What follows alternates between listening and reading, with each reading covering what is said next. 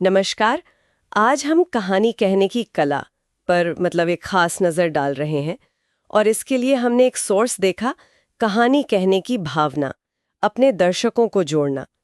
इसमें एक बड़ी दिलचस्प बात कही गई है कि अक्सर सबसे असरदार कहानियाँ वो नहीं होती जिनकी बनावट एकदम परफेक्ट हो, बल्कि वो होती हैं जो हमें अंदर से भावनात्मक रूप से छू जाती हैं।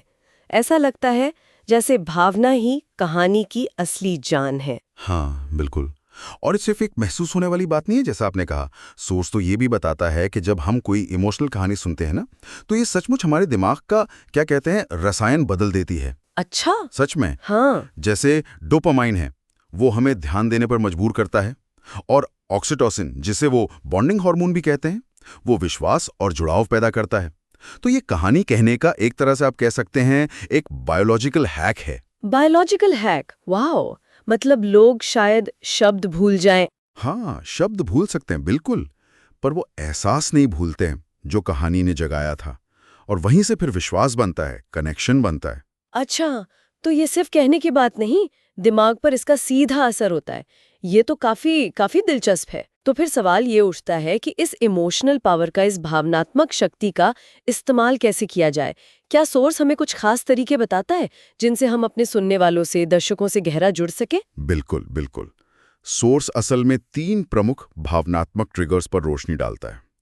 पहला है संबंध, रिलेटेबिलिटी जिसे कहते हैं। रिलेटेबिलिटी मतलब जुड़ाव। हाँ, जुड़ाव। जब आप कोई ऐसा अनुभव साझा करते हैं जिससे लोग कनेक्ट कर सकें। जैसे सोर्स में एक उदाहरण था किसी का कि एक वक्त था जब मैंने अपना जूम रूम खोला और उसमें कोई नहीं आया। अब ये एक ऐसी भावना है जिसे कई लोग समझ सकते हैं।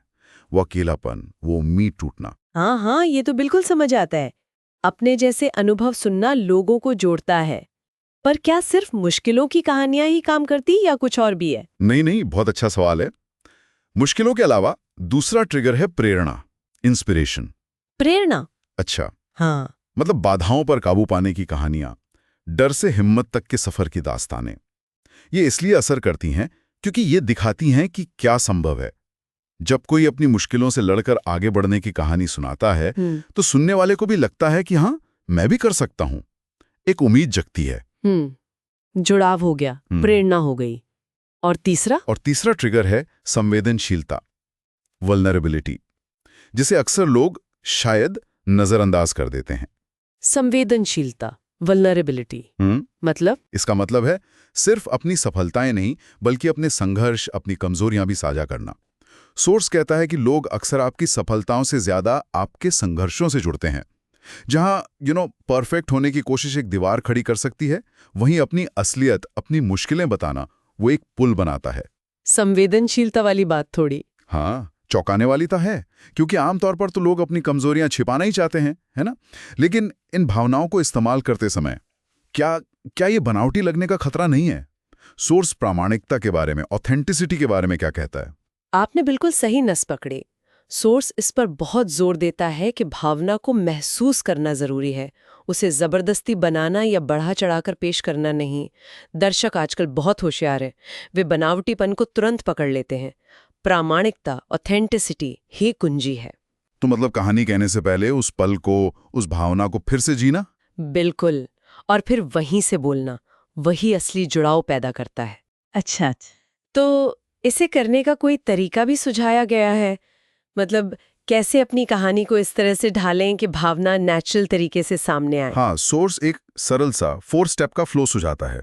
पहला, सीन सेट करें, माहौल बताएं। ठीक है। दूसरा, भावना प्रकट करें, उस पल में क्या महसूस हो रहा था, एकदम ईमानदारी से। हाँ। तीसरा, महत्वपूर्ण मोड़ बताएं, क्या बदला या क्या फैसला लिया। और चौथा, उससे मिले सबक या रोशनी को साझा करें, मतलब उसका नतीजा क्या निकला या उससे क्या सीखा। जैसे सोर्स में वो देर रात के सेल्फ डाउट वाला उदाहरण है। सीन, देर रात थी, मैं अकेला अपने काम को देख रहा था। भावना, मुझे गहरा आत्मसंदेह महसूस हुआ। मोड़, मैंने इसे शेयर करने का फैसला किया। सबक, और पाया कि इसी ईमानदारी से सबसे ज्यादा जुड़ाव मिला। तो छोटे सच्चे पल भी बहुत असरदार हो सकते हैं। ये 4 स्टेप वाला तरीका तो काफी प्रैक्टिकल लग रहा है। आसान भी है और क्या ये सिर्फ लंबी कहानियों के लिए है या इसे छोटे फॉर्मेट में भी यूज कर सकते हैं? आजकल तो रील्स और छोटे कंटेंट का जमाना है। निश्चित रूप से इस इमोशनल अप्रोच का जादू हर फॉर्मेट में चल सकता है। रील्स में आप एक भावनात्मक हुक से शुरू कर सकते हैं, वेबिनार में कोई पर्सनल वल्नरेबल मोमेंट शेयर कर सकते हैं, ईमेल में एक छोटी जिज्ञासा जगाने वाली कहानी लिख सकते हैं, यहाँ तक कि ऑनलाइन कोर्सेज में भी पाठ के अंदर भावना को पिरोकर उसे यादगार बनाया जा सकता है। वो सोर्स में एक लाइन थी ना, हाँ। तर्क बताता है, भावना बेचती है।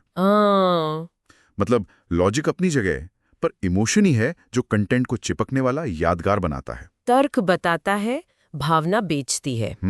ये सब सुनने में तो बहुत शक्तिशाली लग रहा है, लेकिन जहाँ शक्ति होती है वहाँ जिम्मेदारी भी आती है। क्या सोर्स भावना के इस्तेमाल को लेकर कोई चेतावनी, कोई वार्निंग भी देता है? हाँ, और ये बहुत जरूरी चेतावनी है। सोर्स याद दिलाता है कि भावना का उपयोग जिम्मेदारी से किया जाना चाहिए, लोगों को जोड़ने के लिए, न कि उन्हें अपने फायदे के लिए हेर-फेर करने, मैनिपुलेट करने के लिए। ईमानदारी और विश्वास कमाना वो सबसे जरूरी है। सही बात है। अगर आप सिर्फ भावनाएं भड़का रहे हैं बिना सच्चाई के, तो ये लंबे समय में नुकसान ही पहुंचाएगा, विश्वास टूटता है। तो मतलब साफ है, भावना कहानी का दिल है, पर ईमानदारी उसकी आत्मा है। बिल्कुल सही कहा आपने। और अंत में सोर्स एक तरह का निमंत्रण देता है अपने जीवन से एक छोटी सच्ची भावनात्मक कहानी साझा करने की कोशिश करें, क्योंकि जब बात दिल से निकलती है तो वो सिर्फ पसंद नहीं की जाती, बल्कि असर डालती है, शायद बदलाव भी ला सकती है। तो जाते जाते हमारे सुनने वालों के लिए सोचने के लिए एक सवाल छोड़ जाते हैं। वो कौन सी छोटी भावनात्मक कहानी है जिसे साझा करके किसी के साथ एक गहरा सच्चा संबंध बनाया जा सकता है? सोचिएगा जरूर।